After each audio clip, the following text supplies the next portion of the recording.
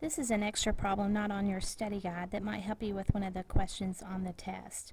So you're being asked to find the area of the shaded region, and so first thing I want you to see is that the whole region that is given has 4 right angles, and each one of these parts, which is the radius of the sector, is 14 centimeters. So this big figure is a square, and then you have little sectors of circles that you're taking away that are not shaded.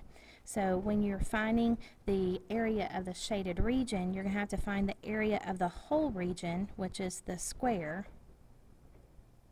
and subtract away the area that's not shaded, which is the area of the 4 sectors.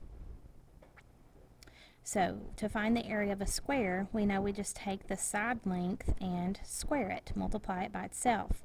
So be careful here because the whole side is not the 14 centimeters. This is 14 centimeters and this is 14 centimeters, since this is the radius of the circle and so is this. So the whole length of the square is 28 centimeters on every single side. So the area of the square is going to be 28 squared, or 28 times itself, which is 784. To find the area of the 4 sectors, remember the area of a sector is the degree over 360 times the area of the circle, which is pi r squared. So in each one of these sectors, you're given a right angle, and so every one of these is a 90-degree section of the full 360. Well, since you have 4 of them, the 4 90 degrees are going to add up to the full 360. So really, you're finding the area of one complete circle that has a radius of 14. So that's going to be pi r squared, since it's the 360 out of the 360. And so you have pi times 14 squared, which is 196 pi. So you take your whole area and subtract away the part that's not shaded. So if it was asking for an exact area, it would be 784 minus 196 pi, and then our units, which are centimeters, squared, since you're talking about area. That's the exact length. If you were asked to round, let's say to the nearest tenth, then you would put 784 minus 196 pi in your calculator to round that number to the nearest tenth. So you would get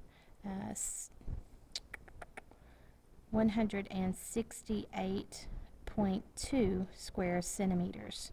So you would do the 196 pi first to get that to be approximately 615.75, and then take 784 and subtract that answer from it and get the 168.2. So just be careful how you put that into your calculator. It should be fine even if you do it all at one time. The 784 minus 196 pi is the same thing, 168.2 square centimeters. Now, if I took this and I divided this picture into 4 parts, and we said just focus on this part right here, finding the area of that sector, there's a couple of differences that you would do in your formula. Your whole figure is still going to be this square, and you're going to be taking away the part not shaded, which is a sector. But now the square isn't a 28 by 28. Now the square is a 14 by 14.